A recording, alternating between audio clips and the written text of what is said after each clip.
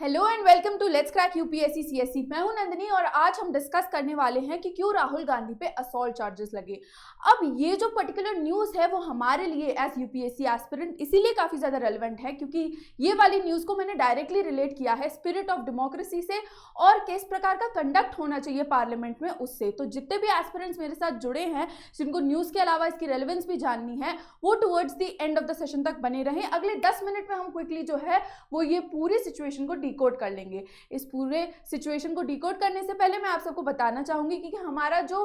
50+ free extension का offer था वो और भी ज्यादा एक्सटेंड हो चुका है। तो आप 23 दिसंबर तक बेसिकली इस ऑफर को अवेल कर सकते हैं। एंड इस ऑफर को अवेल करने के लिए आपको एक और बहुत इंपॉर्टेंट चीज करनी है जो कि है एनएसटी लाइव का कोड यूज करना है, क्योंकि आप कोड को यूज करेंगे तभी आपको मैक्सिमम बेनिफिट जो है वो अवेल होंगे। अगर आपको डायरेक्टली प्लेटफॉर्म पर पहुंचना है सब्सक्राइब करने के लिए तो डिस्क्रिप्शन में जो लिंक्स दी हैं आप उसका इस्तेमाल कर सकते हैं। चलिए तो बिना किसी देरी के ये जो हमारा सेशन है उसको क्विकली समझते हैं और 10 मिनट के अंदर अंदर ये जो पूरा इशू है उसको वाइंड अप करते हैं। तो अब अगर देखें कि इंसिडेंट क्या था तो बेसिकली एनडीए के जो 2 एमपीज हैं उन्होंने क्लेम किया कि राहुल गांधी ने उनको पुश किया, मैन हैंडल किया, जिसके चलते उनको चोट आई। यहाँ तक कि अभी 2 एमपीज जो हैं रमेश ठाकुर और सारंगी जी वो दोनों अभी हॉस्पिटलाइज्ड हैं, एक आईसीयू में भर्ती है और सारंगी जी को सर पे चोट आई है। एंड इसी के काउंटर में बेसिकली ये देखा गया कि राहुल गांधी ने भी सिमिलर एक्यूजेशंस लेकर के आए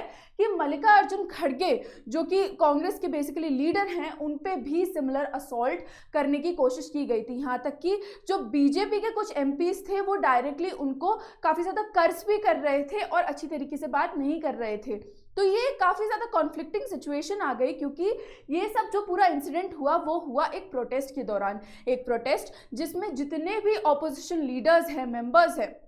वो सब आगे आके अमित शाह के रेजिग्नेशन की मांग कर रहे हैं। और अगर हम इस सिचुएशन को समझे तो बेसिकली ये जो रेजिग्नेशन की मांग है वो है BR अंबेडकर पे जो भी अमित शाह ने कमेंट किया है उसके रिस्पेक्ट में। एंड हेंस जो ऑपोजिशन है उसका कहना है कि ये जो पूरी सिचुएशन है वो और कुछ नहीं बल्कि एक प्रोपेगेंडा है जो गवर्नमेंट अभी लेकर के आ रही है जिससे अमित शाह के ऊपर से स्पॉटलाइट हट करके उन लोगों पे आ जाए। तो बेसिकली जो भी है दोनों तरफ से टसल जो है बराबर है, लेकिन आप देखेंगे कि इस पूरी लड़ाई झगड़ा, आर्ग्यूमेंट, मैन हैंडलिंग, असॉल्ट, जो भी ये रिलेटेड चीजें हैं उससे कितना ज्यादा इम्पैक्ट आता है हमारे सिटीजन जो हैं हमारी कंट्री के उन सब पे, क्योंकि एक तरीके से एक विश्वास रखकर उन लोगों ने ये सारे लीडर्स को अपॉइंट किया। एंड देन ये जो लोग हैं वो डायरेक्टली प्ले कर रहे हैं हमारी स्पिरिट ऑफ डेमोक्रेसी के साथ, क्योंकि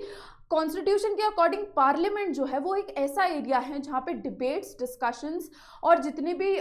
हैं आपके पॉलिसी मेकिंग वगैरह वो सारे कार्यक्रम होने चाहिए, ना कि ये जो भी वायलेंट एक्टिविटीज़ कंडक्ट हो रही हैं वो सब, क्योंकि ये डायरेक्टली इम्पैक्ट करेंगी the choice that the people of this country have made. और उस सब से एक क्वेश्चन मार्क आ जाता है कि ये जो पूरा सिचुएशन डेवलप हो रहा है ओवर द टाइम क्या वो ठीक है या वो नहीं है।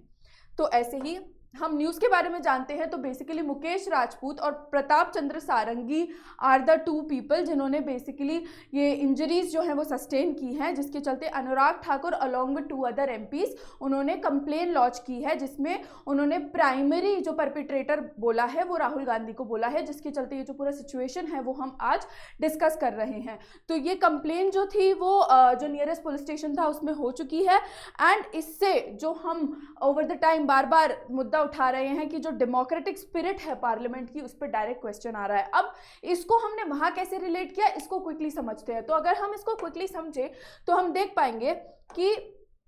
ये जो पूरी सिचुएशन है उसको कंडक्ट से रिलेट करके समझना चाहिए हम लोगों को, क्योंकि डेकोरम जो है पार्लियामेंट का और जो प्रिंसिपल आइडियोलॉजी है पार्लियामेंट की उस पे ही ये जो पूरा डिस्कशन है वो आकर के ख़त्म हो जाएगा। क्योंकि अगेन जो एथिक्स हैं, जो कंडक्ट है जिस प्रकार का होना चाहिए, जो रूल्स एंड रेगुलेशन स्टेटेड हैं पार्लियामेंट के प्रति, पार्लियामेंट की प्रोसीडिंग्स के लिए, वो सब यहाँ पे डिफाई हुए हैं। इवन ये जो भी सिचुएशन थी वो मकर द्वार पे हुई है कि पुशिंग, पुलिंग, व्हाट्सो एवर जो भी चीज़ें बेसिकली रिपोर्ट की गई हैं उस पर हम कमेंट नहीं करेंगे, पर ये जितनी भी चीज़ें हुई हैं वो पार्लियामेंट्री प्रेमाइसिस में हुई हैं, विच इज़ वाई ये एक बहुत बड़ा क्वेश्चन हो जाता है कि आप जो रिप्रेजेंटेटिव हैं लोगों के, अगर आप ही ऐसा बिहेव करोगे तो हम कैसे गुड गवर्नेंस एक्सपेक्ट कर सकते हैं out of all of this. क्योंकि इसमें इन पर्टिकुलर हम देख पा रहे हैं कि पार्लियामेंट्री रूल्स जो हैं उनकी कोई रिस्पेक्ट नहीं है, डायरेक्टली जितने भी रूल्स हैं वो डिफाई हो रहे हैं, एंड इनको डिफाई करने वाले और कोई नहीं बल्कि हमारे रिप्रेजेंटेटिव्स हैं।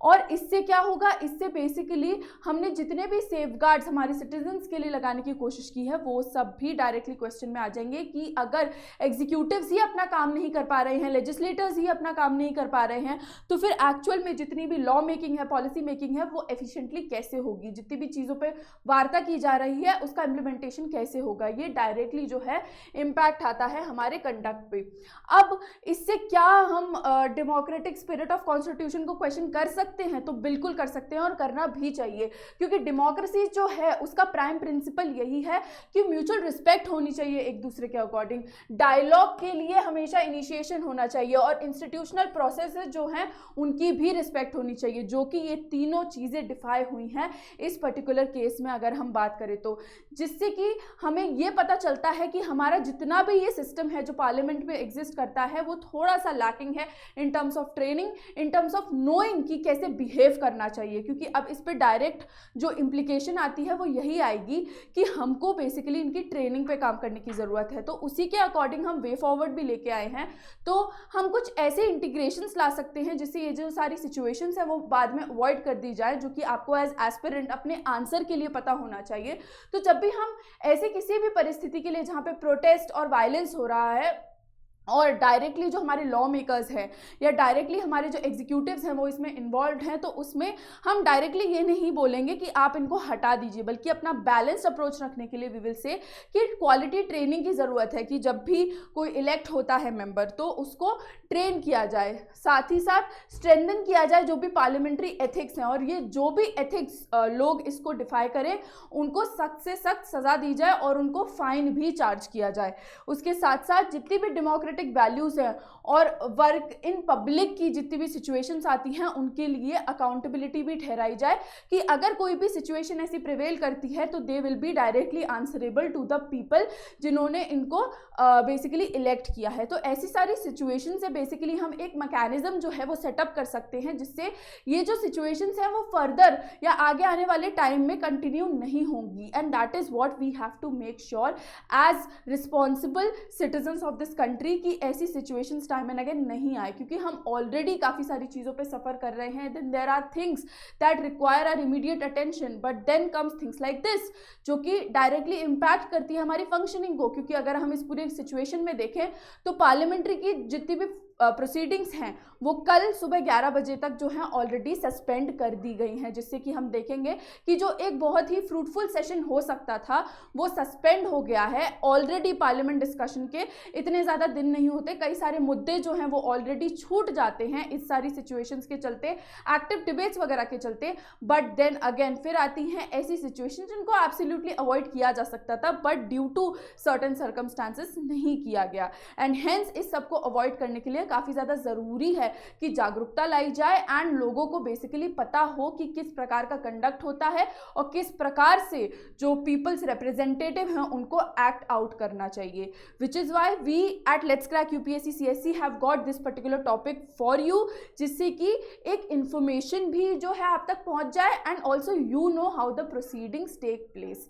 तो I really hope that this entire session was useful for all of you. इसी के साथ अनाउंसमेंट टाइम, तो अनाउंसमेंट के लिए ये है अभी कि जो बैचेस हैं हिंदी, इंग्लिश और इंग्लिश वो सारे लाइव हो चुके हैं डिफरेंट टारगेट ईयर्स के लिए 2026 2027। तो आपका जो भी टारगेट ईयर है आप उसमें जल्द से जल्द एनरोल कर लें। जैसा मैंने आपको प्रोसेस स्टार्टिंग में बताई थी उसके द्वारा एनरोलमेंट की जा सकती है एंड आप अपनी जो तैयारी है वो अभी से किक स्टार्ट कर सकते हैं। तो इसी के साथ मैं विराम लगाती हूँ इस सेशन की गति को आज के लिए, और अगर आपको ये जो सेशन था वो अच्छा लगा हो तो please do like, share, comment and subscribe to our channel let's crack UPSC CSC. With this is me Nandini, your educator for the day, signing off. Hope this particular session was very helpful for all of you. Thank you again for watching.